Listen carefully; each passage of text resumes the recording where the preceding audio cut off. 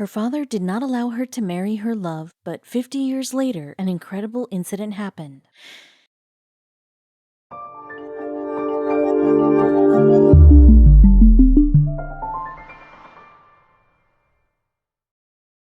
But before we start, please make sure to subscribe to m&rtv and hit the bell so you never miss any upload from us. Also, leave a like right now. Since childhood, we are made to believe that parents know what is best for us. Most of the time they're right, but sometimes neither do we understand the reason for some of their decisions, nor do they turn out to be right. In those cases, children suffer because of the incomprehensible and unreasonable decisions of their parents. This is what happened in this case, where a father, without any reasonable cause, refused his daughter to marry the love of her life. But he did not know that 50 years later, those kids would have discovered something that would change their world. The story of Janice Rood, who was a sophomore at the Occidental College in Los Angeles, and Preston Wilson, who was a freshman, and it dates back 50 years. It was love at first sight for both, just like in the movies. Wilson thought that they were meant to be. He said, "I even remember the first time I laid eyes on Janice." Janice Rood belonged to a middle-class family and had humble beginnings. She was raised in Reno, Nevada, and remembers her father as a strict and tough, street-smart guy. He was not a fan of intellectual pursuits, as it was beyond his comprehension, but he supported Rood's desire to study and get an education. She took up biology as her major in the Occidental College, but she did not know that she had not even seen the love of her life there yet. On the other hand, Wilson belonged to a well-to-do intellectual family of East Coast transplants. Prentice was Janice's junior and arrived there in 1962. He was a straight-A student and held the position of leadership in the Kappa Sigma fraternity. A great catch for any girl, but he fell for Janice. The Occidental College was founded in 1887 by some people in the Eagle Rock neighborhood who wanted a place to learn in South California. It is a private liberal arts college in Los Angeles. It was supposed to be an all-men's school, but luckily for Rood and Wilson, that never happened, or they would not have found each other.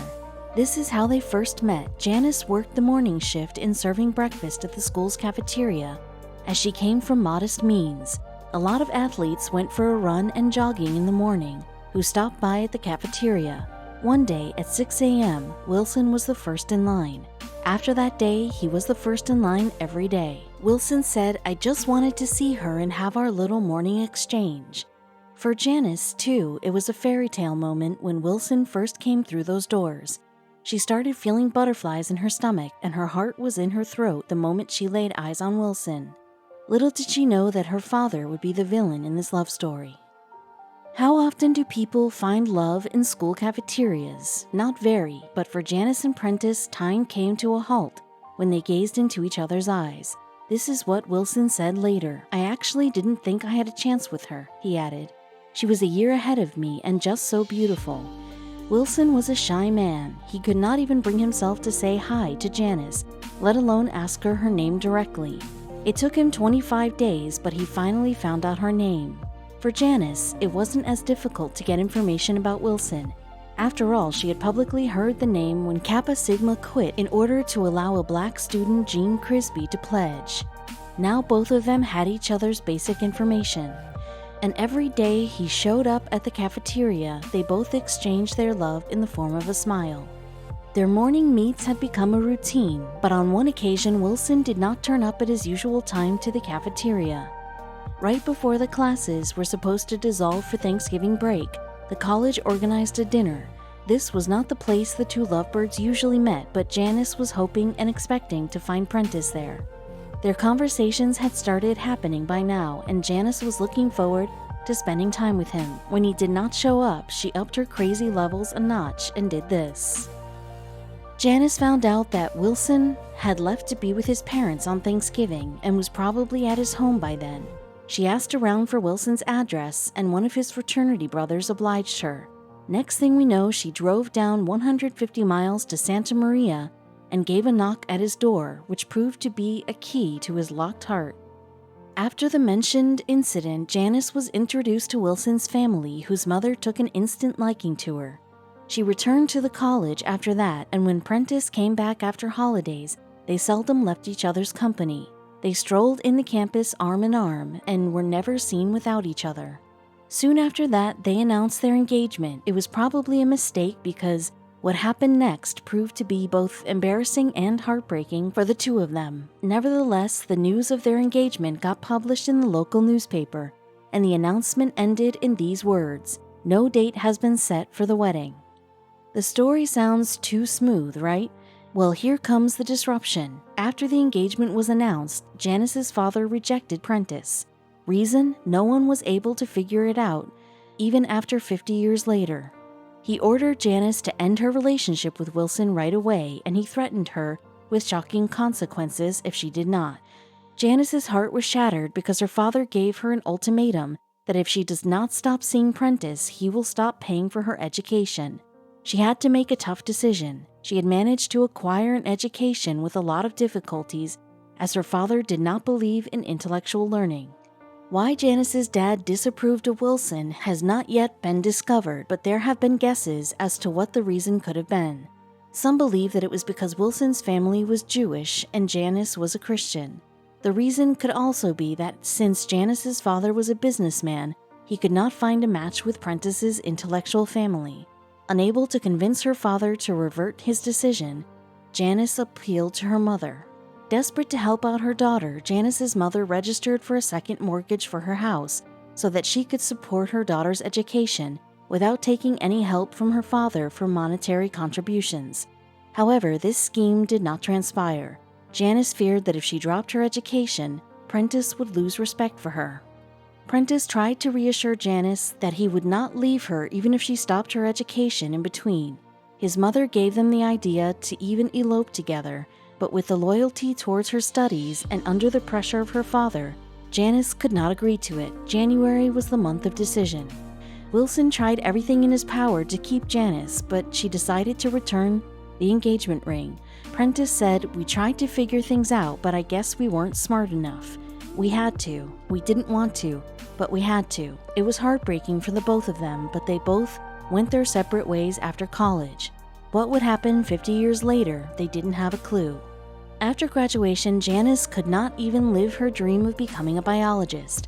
She started running her family's diving board manufacturing business in Reno, Nevada.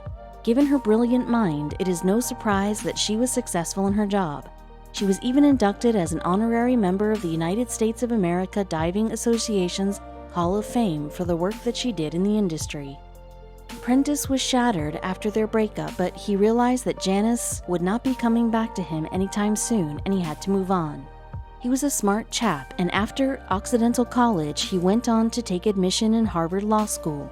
Soon he climbed up the ladder and found himself as one of the top tax attorneys in the San Francisco Bay Area. By now, Janice and Wilson had different lives. They both married different people, but as fate would have it, both of them divorced. An incident that happened in both their lives shook both of them and led to the crossing of their paths. Call it destiny or the work of God, but Janice Rood and Prentice Wilson found themselves in similar situations when both their mothers passed away within weeks from each other. The ex-lovers' paths had not crossed in over 5 decades, but the fate seemed to work its magic after 50 long years.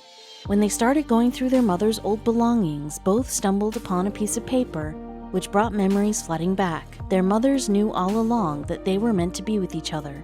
It was after finding this memory they decided to meet each other again. Just the thought of reconnecting with each other was exciting and tingling. They reconnected over a brunch at a mainstay in San Francisco, Cliff House, on 20th of June 2010. Their meeting was intense, and they just could not take their eyes off each other. Wilson said, "The mothers got it. The mothers simply knew, and I think he and Rood also knew." Wilson was an extremely romantic person. He even kept a tab of the number of days he and Janice had spent apart. He said, "We lament every day that we miss being together. That's about 17,500 days, but who's counting?" Within 6 months of their reunion, the couple got engaged again, and in 2012, on August 19th, Janice and Prentice came back to the place where they first fell for each other, and finally, after half a century, they tied the knot. They used their previous engagement announcement to be published in the newspaper. Many of their Occidental College friends attended the wedding. The stars shone on the couple and angels came down to give their blessing. When Janice and Prentice promised to spend the rest of their lives together, the couple played 6 songs in their wedding, which were sequenced in a way which perfectly captured their love story. Janice Root and Prentice Wilson now live together in a house in Napa Valley. They are enjoying their retirement years in the company of each other. In an interview, they said that they felt like they're 18 again. Their love story melted the hearts of many and inspired the youth to keep faith in love. Janice and Prentice set couple goals and created a buzz in news for long. Now, this is what we call an extravagant love story. There was drama, heartbreak, a villain, and obviously the power of love, which conquered every obstacle.